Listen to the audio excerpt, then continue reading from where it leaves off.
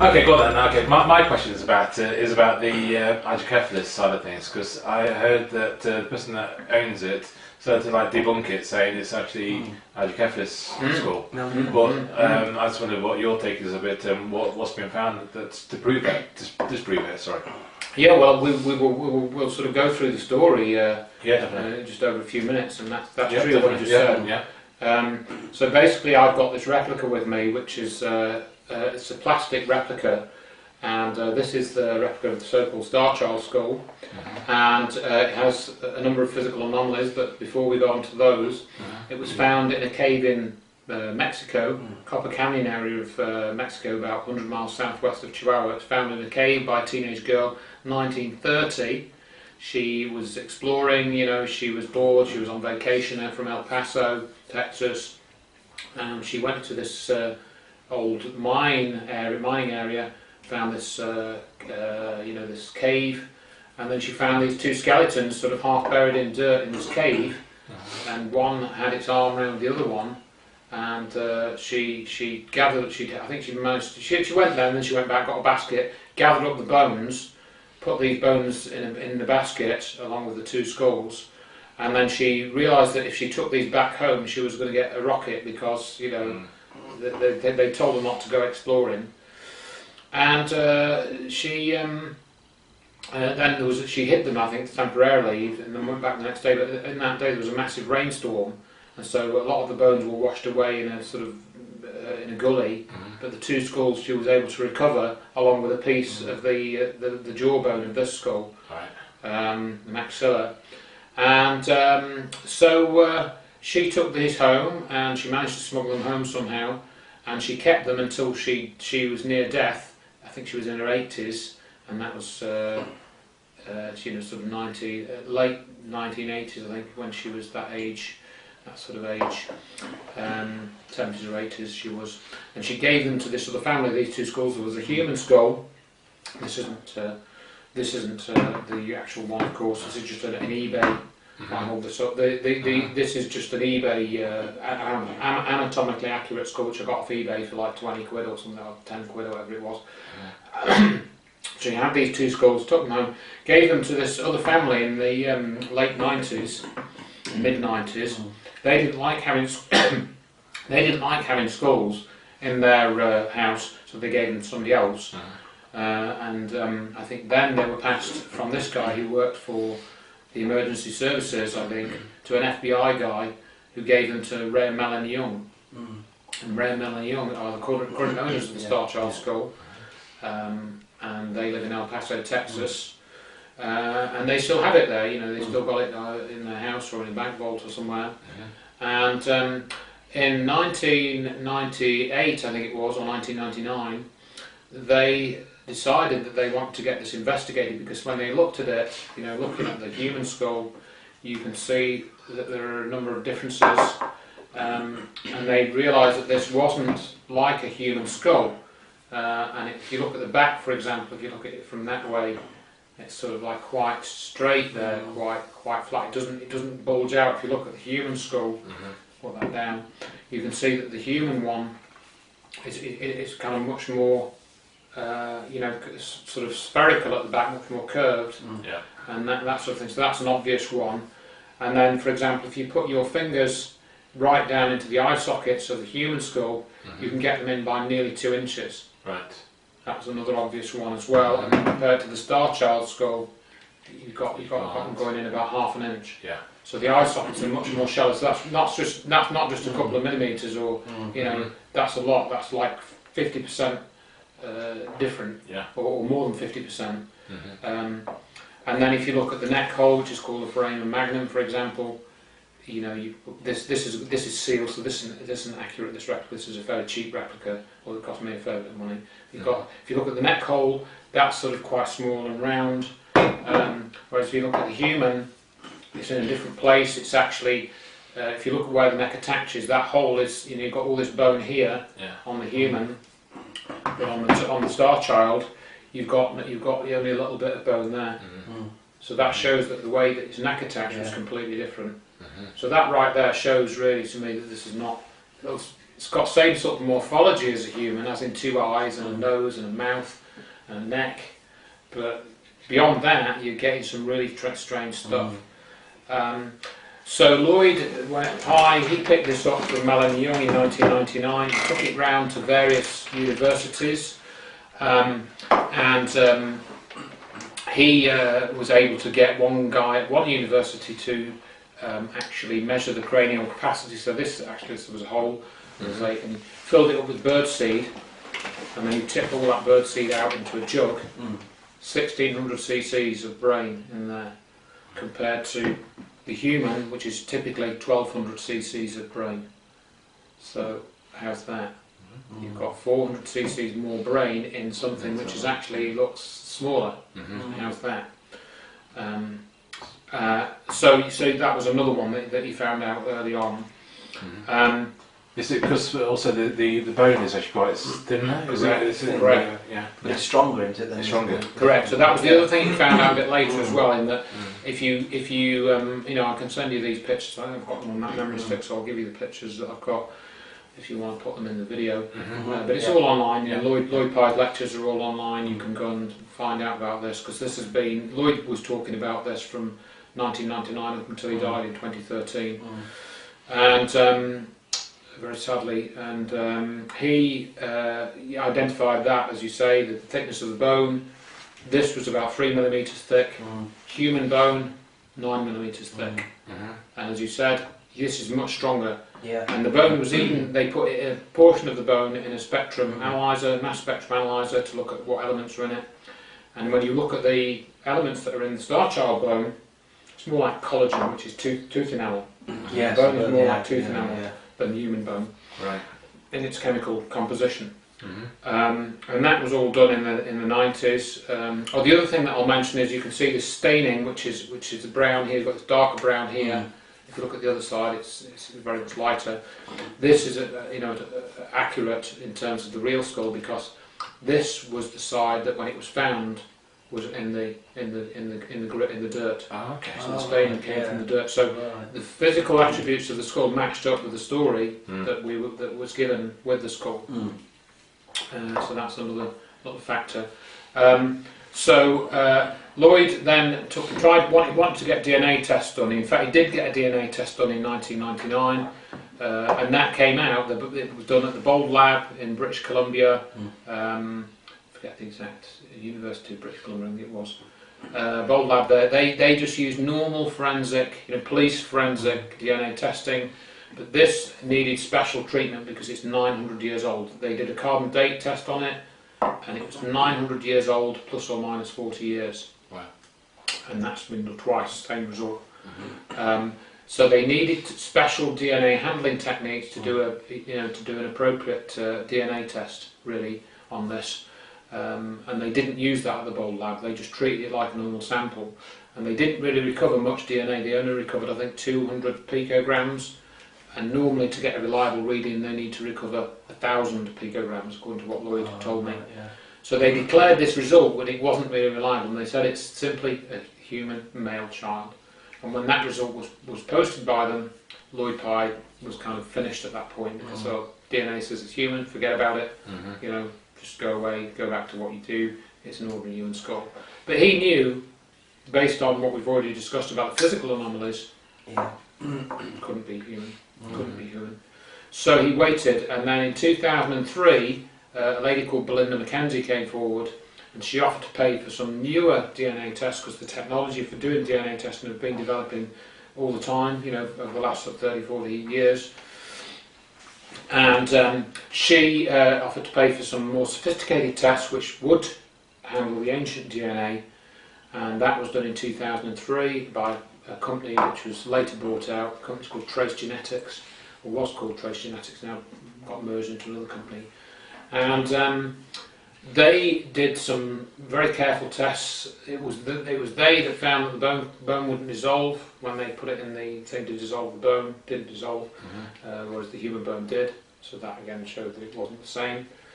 And they basically came out after a test and found that the mitochondrial DNA, which was passed down from the mother's line, in your cells you've got two different types of DNA. You've got mitochondrial DNA and you've got nuclear DNA. And they tested both the mitochondrial and the nuclear DNA. They were able to recover the nuclear and mitochondrial DNA from the human skull. They got that to come up straight away. So there's no problem, so the DNA hadn't degraded. It was in a dry cave. It was fairly stable temperature-wise, not so bad that it completely destroyed everything. And they were able to cover nuclear DNA from the human skull. So that meant that in theory it should be in the Starchild skull as well, because it's right next to it, so it shouldn't have degraded anymore. They couldn't recover any nuclear DNA. They did recover mitochondrial, so at that point they thought, no nuclear, that means its father's not human. But the nuclear DNA, the mitochondrial DNA is recoverable, therefore it's a human mother. So so between 2003, from 2003 onwards, Lloyd was going around doing talks saying we think it might be an alien hybrid. Because we've got a human mother, because it's got human mitochondrial DNA, and we've got a non-human father, potentially. But then this guy came forward in 2010, and Lloyd told me a little bit about him, but he's remained anonymous.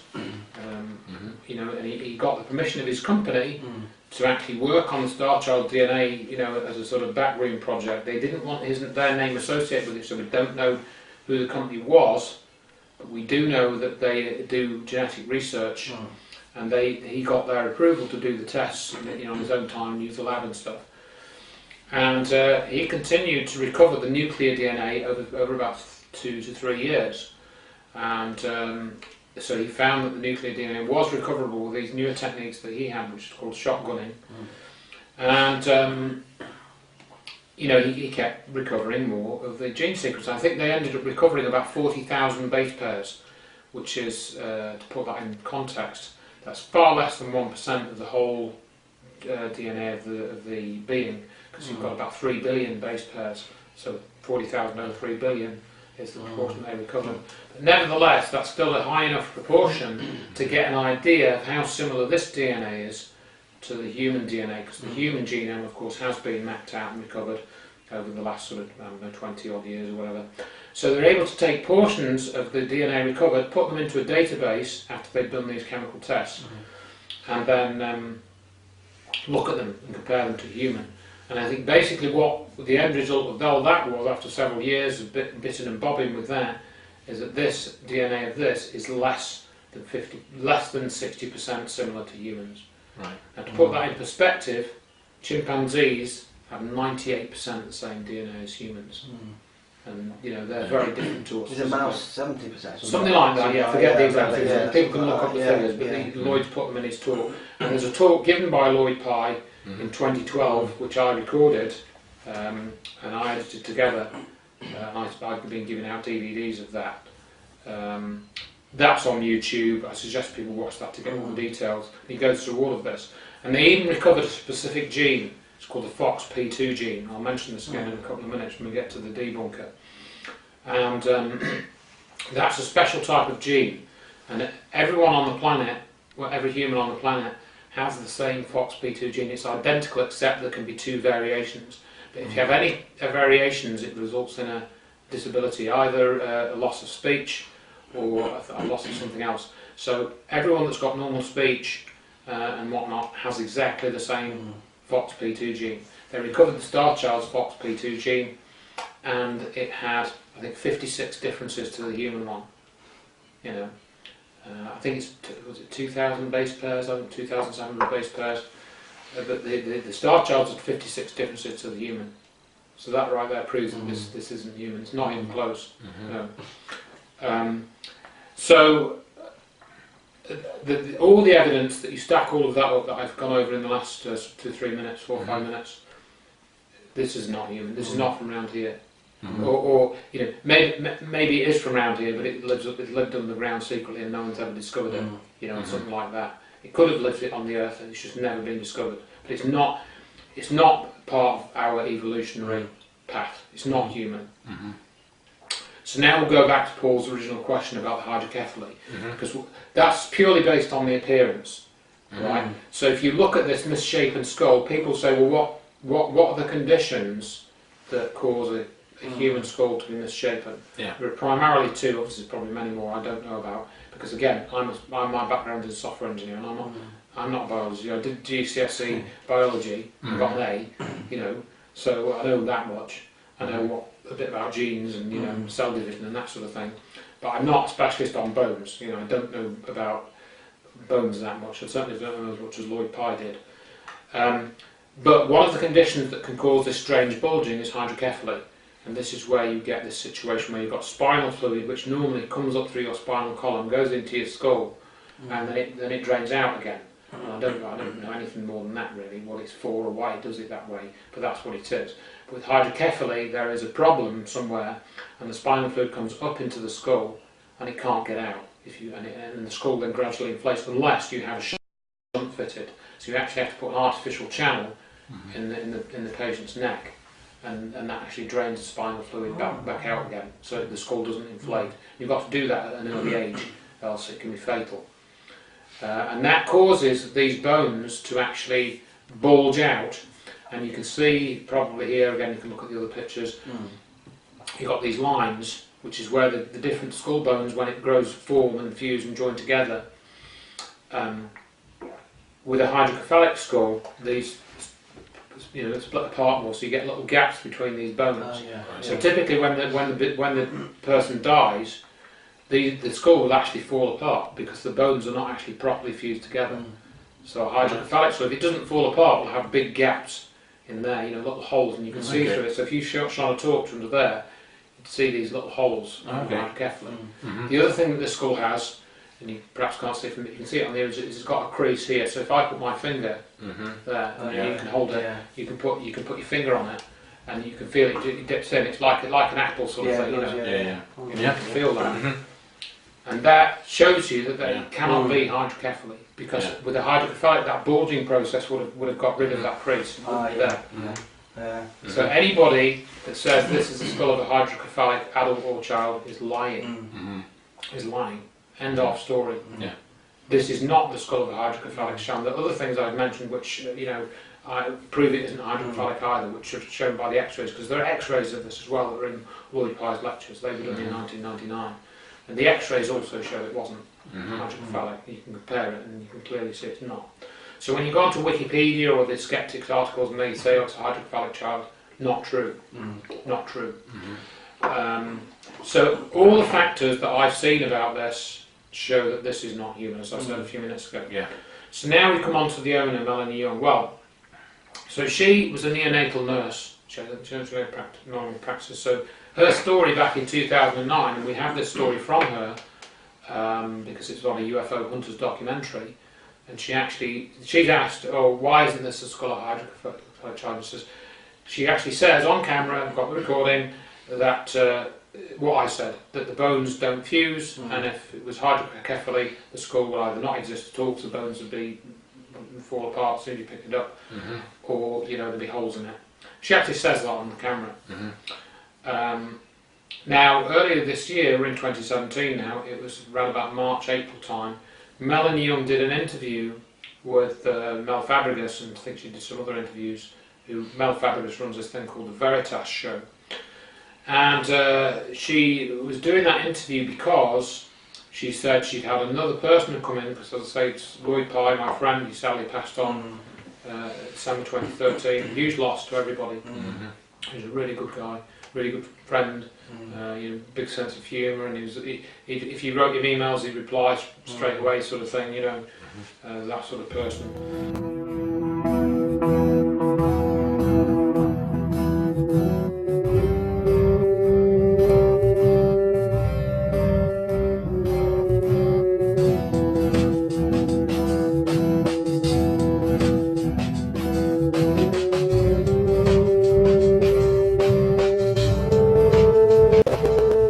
This is it, folks. This is history as big as history can be made.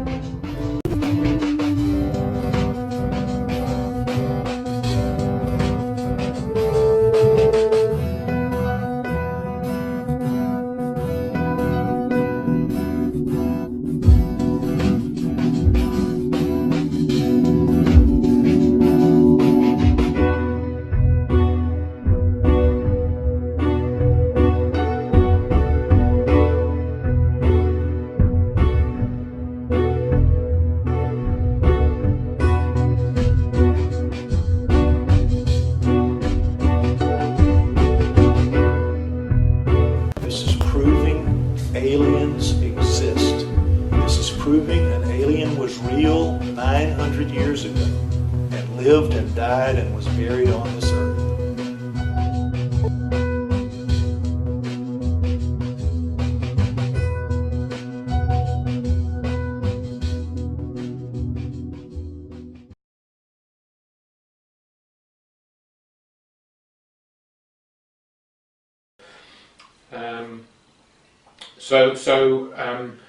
You know, she started telling fibs about him, basically, Madeline Young did, saying that he tried to steal the skull off her, and that you know, nobody knew who she was. She actually says this in the interview. I knew who Madeline Young was. I knew that she was the owner because I've got recordings of Lloyd Pye from 2009 and 2007 saying this isn't my skull. This is Ray Melanie Young's skull.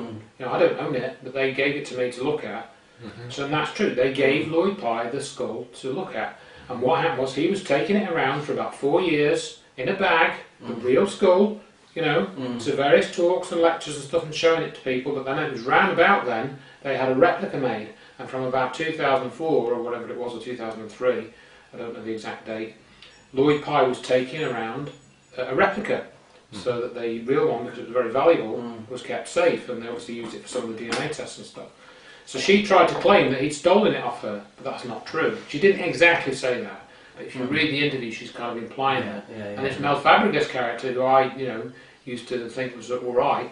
He's egging her on. He's actually saying, so he kept this skull from you then, did he? He says, oh, yeah, well, how long did you have this skull then? How long did you keep it for? I said, oh, well, 2 years.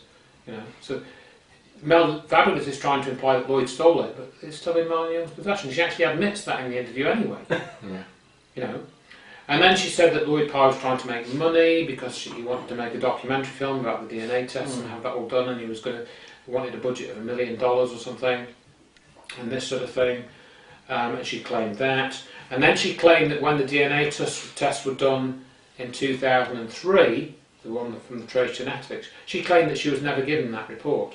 So I went into the Internet Archive, you know, web.archive.org, looked at the Starchild Project website for 2004, and in the Internet Archive there's a PDF document of the Trace Genetics report in 2004 archive. So Melanie Young not being given it? Really? I don't think so. So that's a lie. And then she came out in this interview and said, oh well, you know what, I now think it's a hydrocephalic skull, because it was Lloyd that persuaded me that it wasn't. You know, she doesn't use those exact words, but that's essentially what she says. And then there was this other investigation done by this Chase Kloetsky, who's she's a member of MUFON or something. She came on the scene in 2016 or 2015. She said, I don't know whether it was Chase Kloetsky that approached Melanie Young or Melanie Young that approached Chase Kloetsky. I don't know that part of the story. Chase Kloetsky's written this book about UFO field investigations. It's called the UFO Field Investigators Toolkit or something. You could look it up if you want. She's got connections to the US military. It actually says that on her website. She says she's done these training courses for psychological something or others for US military people. It's on her website if you want to go and look. She allegedly got this team together, so they repeated the DNA tests. They repeated some of the other tests, and they said that after their year-long investigation, this is the skull of a human child. That's what it says at the bottom line. And she did an interview more recently saying that, this geneticist, this anonymous geneticist that Lloyd Pye knew that never wrote anything down, he was going on about this Fox P2 gene. He says, no geneticist talks like that. No geneticist talks about Fox P2 gene. So I thought, yes they do. And I went on to the NIH database, the NIH website, National Institute of Health, put in Fox P2 gene, and there it says the Fox P2 gene is identical in all humans, but it talks about how if you have a deformity it affects speech. And it says it's very highly conserved. In other words, it says exactly what Lloyd Pye was saying in his talks.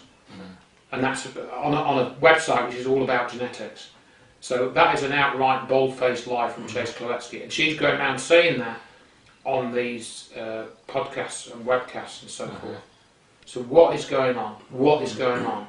And what I think is going on is what Lloyd Pye was telling us was important, because somebody is willing to go in on a public forum and lie about something that's provably, it's a provable lie with a very quick search about a piece of science, not about he said, she said, but about a bit of scientific research which has probably been known about for 10, 20 years, this FOXP2 gene. Why would she do that? Why would Melanie Young give the skull to Lloyd Pye in 1998, 1999, ask for it to be investigated, and then 17 years later, 16, 17 years later, say, oh, after all, it's a hydrocephaly skull.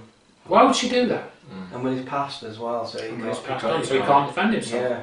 He can't come back on the programme and say, look, I never said that.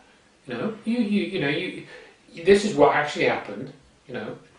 And so we've got the situation now that the people who used to be associated with the skull, there's two people called Matthew Brownstein who got involved for a while just before Lloyd died and just afterwards, and then Amy Vickers, who is still supporting Lloyd. She's just updated the book that Lloyd Pye wrote about human origins. This Melanie Young has essentially libelled Amy in one of the interviews. Yeah. If you listen to it, it's horrendous. So again, we've got this crazy situation where people that talk about, there's no evidence of aliens, there's no evidence of UFOs and aliens. Well, sorry folks, there is. Here it is. So if you want it, come and get it. But most of the UFO community don't talk about this skull. If they do, they'll mention, in fact, I've hardly ever heard anyone say, oh yeah, there's this skull that was found by Lloyd Pye, or spoken of by Lloyd Pye. I've hardly, Stanton Friedman hasn't talked about it, Stephen Greer hasn't talked about it. So we're back to the very same similar situation with the Dr. Judy Wood material, because we're dealing with hard physical evidence, which you actually cannot debunk. Or people try to debunk it, but to debunk it, they have to lie. That's the only way. They have to lie to debunk it. It's the only way. That's not skepticism. That's lying. Exactly. Yeah. This is the thing. You see, there's a difference between skepticism and lying, and people should be able to spot that difference. And so anyway, I've written all that up on my website. It's not a comfortable story to write about.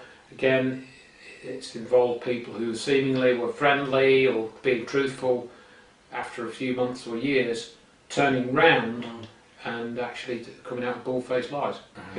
And you can prove it because we've got the recordings of what they actually said years ago. To A/B comparison. So why did you change your story? And people said to me, "Oh, why didn't you write to Melanie Young?" And I have written to her, and she knows about this article. And she said, "Oh, I want your help, Andrew. I want your help." I said, "So what help do you want? Do you want me to help you lie about this?" And she never replied. And that again, that's all on my website. This Mel Fabregas who ran this interview, he says, "Oh, why didn't you contact me?" I says, "Well, you lied. Why should I contact you when I know that you lied? What's going to be your response?" And he wrote to me, and I've got this article with all this laid out. It's like, I don't know, 5,000 words or something, whatever it is. So where are the corrections? Have I got anything wrong? Send me the corrections. Tell me what's wrong. Where have I misrepresented you? No response. Where have I told a lie? What's wrong? What's the technical error here? Come on, correct me. Nothing. Same with both of them. So they both lied, and they can't. I pointed out that they've lied, and they can't. They can't tell me where I'm wrong.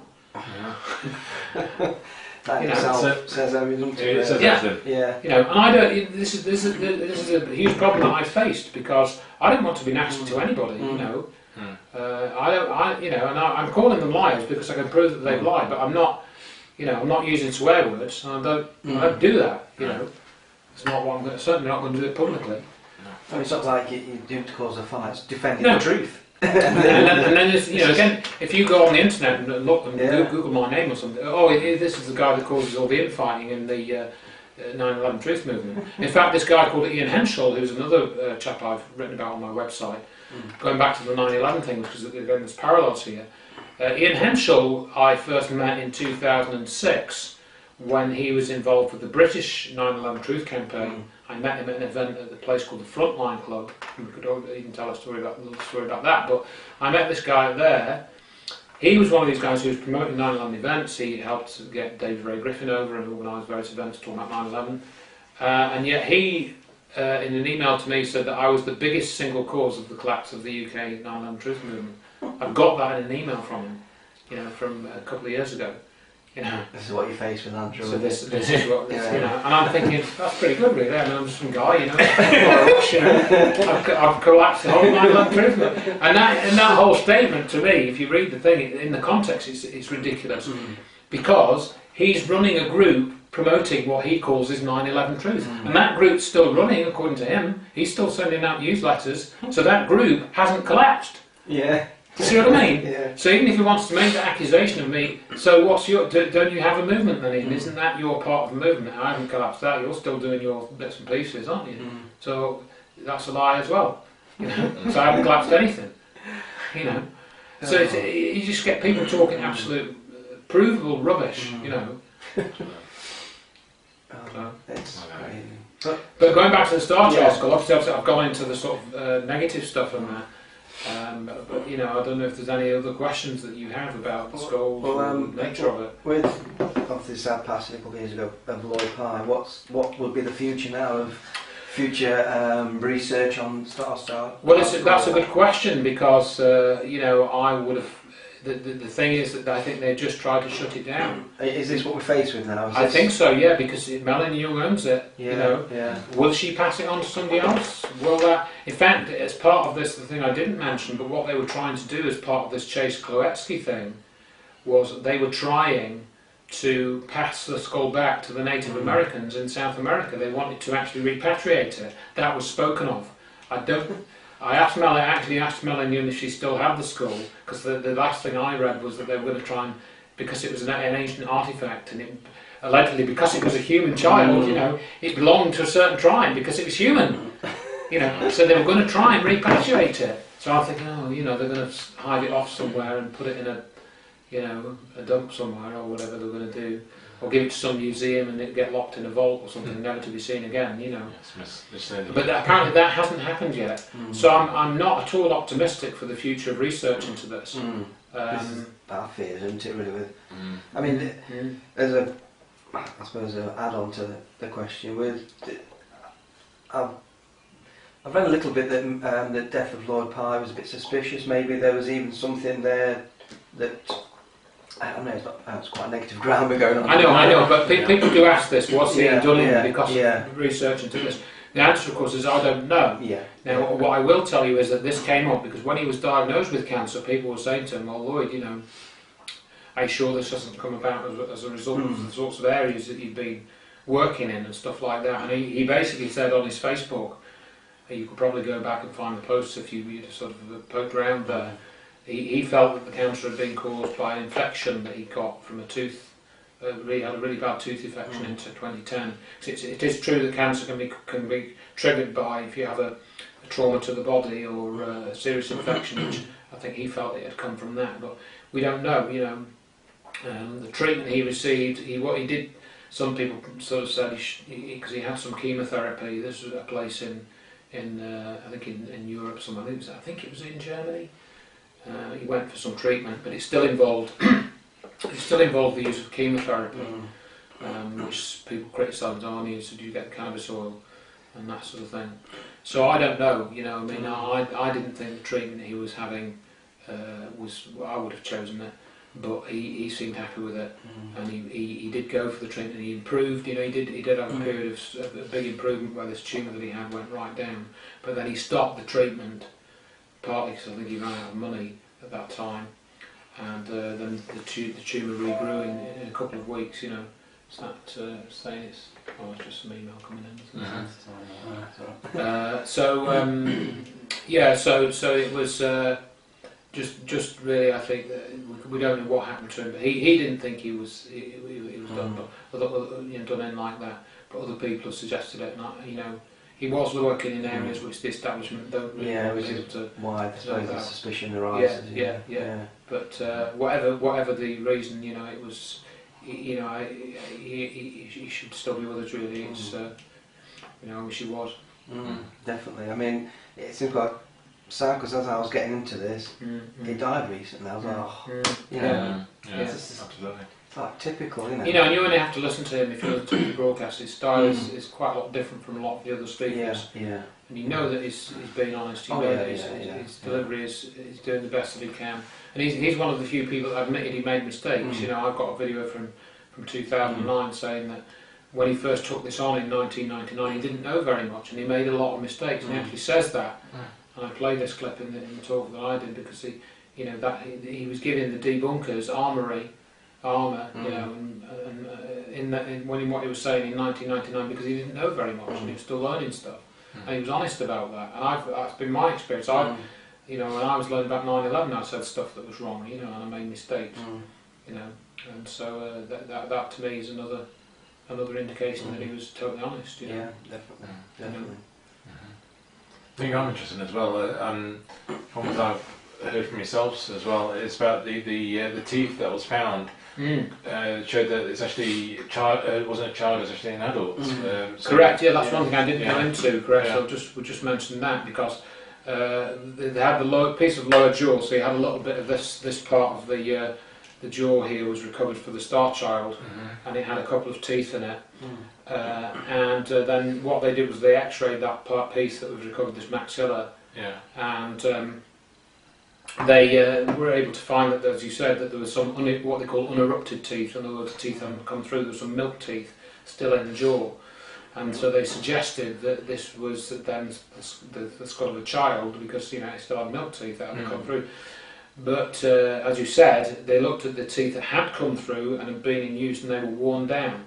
Which suggested that this was like probably much older than that, an adult even, because of the level of wear on these teeth. So it was a bit inconclusive as to what the age was. But I think from all factors together, it probably wasn't a child.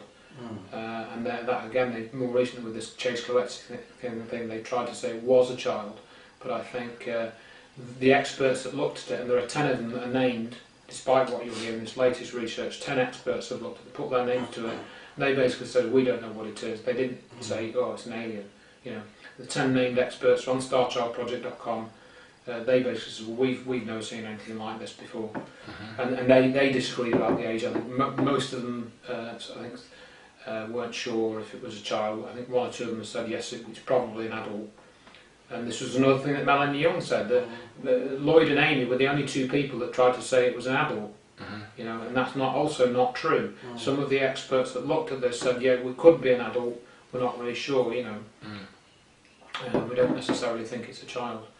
So, so it's probably wasn't the skull of a child. And just on just the physical anomalies, with the bone structure in the skull, they're saying that the way it is there's no other animal on Earth has got nothing living on Earth has got.